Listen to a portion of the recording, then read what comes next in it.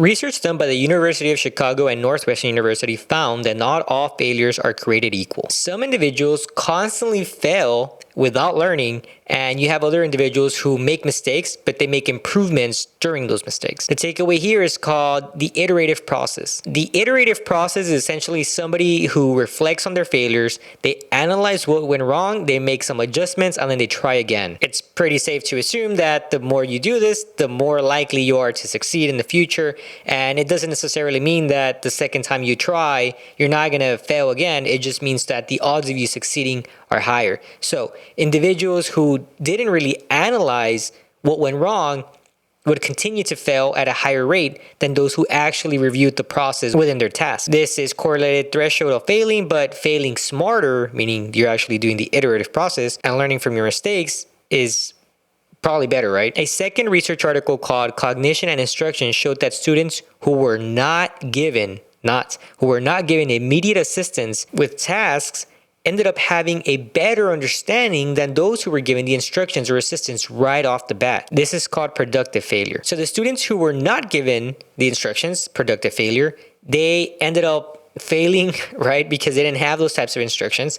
But the interesting result here is that on the post-test, those individuals ended up scoring higher than the people who were given the instructions right off the bat. So kind of weird, right? Why does this happen? Well, it could be that your brain retains a lot more information when you're trying to solve it yourself, and then you get a little bit of guidance. So these findings indicate that struggling with problems before being given formal instructions leads to better understanding and knowledge transfer. So what is the theme here between these two studies?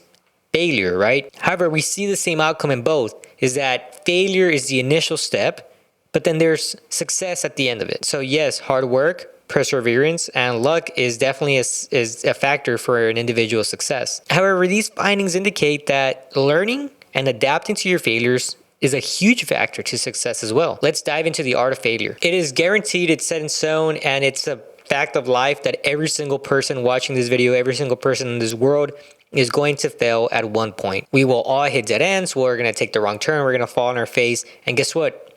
That is supposed to happen. That is part of the process of achieving something greater than yourself. Most of our failures are going to come with the most lessons. They're going to be the ones that really challenge our character. They're going to indicate and dictate what your decision is going to be when you fall and when you fail. Are you going to throw in the towel? Or are you going to keep going? Are you going to push towards success? It's here where the most difficult challenge is, because you can easily say, you know what? I'm going to quit here. And sometimes quitting is the best option. But if it's something recurring where you often quit when it gets hard, you're never really going to find a true success in your life, whatever it may be, because you're going to look for something else. And it's going to start off easy, and then you're going to hit this impasse where it starts getting difficult again. And what do? Instead of mastering the skill, instead of pushing through and becoming up and bettering yourself, you end up kind of stopping and going back to something else. So failure is important because it's a crucial part of success. It's part of that journey. And one of the biggest challenges individuals face is that they're afraid to fail. They fear the failure. The world we live in glorifies success, and it glorifies picture perfect moments. We may compare ourselves to those picture perfect moments that individuals you upload on TikTok, Instagram, or Facebook, and we can kind of think of that as a comparison and think that our current standings are a negative reflection of where we are in life. However, the truth is that that picture perfect idea that you're seeing is kind of an ideology of perfectionism. And if you guys know anything about me, is that I absolutely hate perfectionism, because again, this is why the channel is called Bridging Mindset.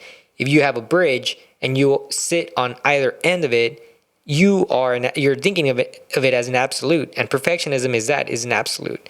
It's a idea that has to only contribute to perfection, and I completely disagree with that. I think the more you sit yourself in the middle of the bridge and understand that both sides of perfection and failure and mistakes is stronger and is better for you than thinking that everything has to be perfect. Perfectionism is going to prevent you from wanting to be able to take the risks that may get you to where you need to go because you want it to be perfect, or you want the conditions to be absolutely as best as possible before you embark on the journey, or before you try this new thing that you're really going to push your new limits to. And you can't let that stop you from really succeeding. You shouldn't hesitate to start new projects because you want to have A, B, C, D, E, F, G in order before you even start. You shouldn't be afraid to speak up because you might think that you're going to say something stupid, or that the way you're going to say it is wrong, or that people are going to give you some negative feedback. And you shouldn't be afraid to embark on a new journey that you aren't even 100% sure about. Imposing these limitations on yourself, they're going to limit your growth, unfortunately. And even when you do fail, when you fail, these failures are what brings the most opportunity for you to learn and actually grow. We grow through our experiences, and our experiences, they will be filled with setbacks. But how do you move away from this fear of failure? The easiest method is to just shift your perspective. You should understand deeply what failure means and what it doesn't mean. Failure is not a dead end. That means that if you fail, it doesn't mean that you won't reach your goal. It doesn't mean that. It's just like literally like falling, right? Like let's say you're trying to run a mile and you trip. Okay, I mean, you just get up and you just keep walking and you eventually hit the mile, right?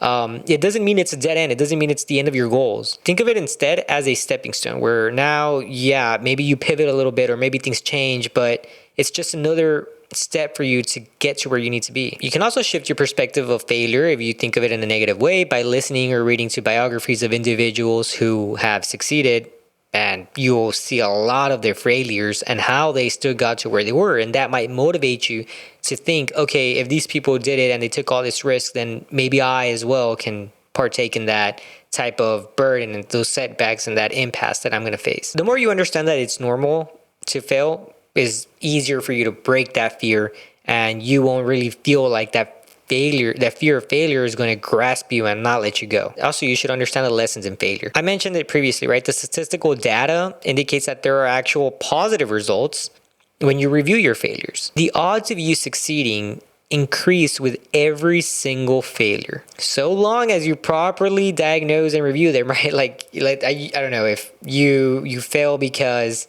you gambled all your money in stocks and then you get another bulk of money somehow, and you say, all right, I'm going to do it again. Like, okay, how many times are you going to have to lose all your money in stocks for you to realize, all right, maybe this isn't the path for me. Maybe I need to review my failures and fix it. Okay, instead of maybe of me picking my stocks, I'm going to invest in ETFs, right? Same kind of area, but maybe giving it to somebody else who's more experienced or has more knowledge in that area. But when you do fail, you need to ask yourself, what do I learn from this? What can I learn from this? Failures are basically like opportunities for us to be able to reflect and adjust. Do you need more preparation? Are you not preparing enough when you're about to present? Is there something that you could have said differently? Did you maybe fail because you didn't get the job and you feel like you could have done a little bit better in the interview? That's a way for you to reflect, right? Well, what did I say wrong? What did they ask me that I didn't know? I didn't think about them asking me this and I said the wrong thing, I feel, and somebody could have answered it a lot better. I could have answered it better, but those are types of reflections that you can kind of guide yourself to improve on. Did you not have enough data? Maybe you were presenting to somebody pretty high up and you feel like the slides that you had were not enough, or did you take too much risk, or did you not take enough risk? You know what I mean? There's a lot of different factors that you need to really reflect on when you fail, to make sure that you understand why and how you can adjust so that the next time you become a better person and you're more prepared. Lastly, I would say that you need to detach your self-worth from your mistakes. Messing up is something that you do, that I do, that everybody does, and it's not something that you necessarily are. Just because you fail doesn't mean you are a failure. It just means that whatever decision you made, whatever act you had, didn't turn out the way you wanted it to, but it doesn't mean that you are that thing. Oftentimes, and I'll be honest, I've had moments like this too, where I internalize the failure and I manipulate myself and I'll shape it as a way to reflect my own self-esteem. And that's kind of bad, right? Like, there is no need for that. Messing up doesn't indicate that you or anybody is a failure. It's just a way of you trying something and you're trying to find a method for you to succeed. Think of it that way. It's basically like a way of doing something, and it may turn out right and it may not. But the only way you're going to find out is if you try. So that is the most important thing, is trying. And trying is the only way for you to fail and the only way for you to succeed. How else could you succeed if you don't actually try? You think it's just gonna fall on your lap? Probably not, right? Failure is temporary. It's not a permanent state of being. It's not something that's going to last forever, and it doesn't define who you are. What does define you is how you respond to failure. Keep that in mind. Messing up is an art form. It is.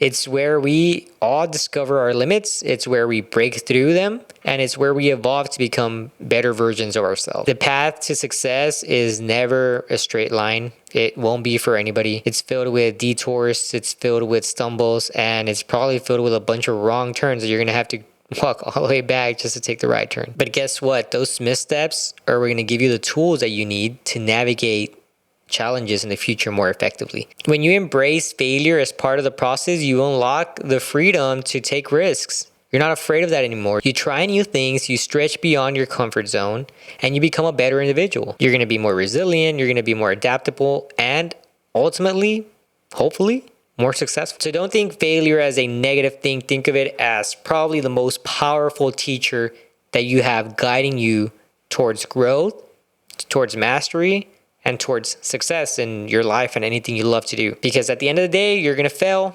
It's the truth. And that's exactly also how you'll succeed. Thank you guys for watching. I'll see you in the next video.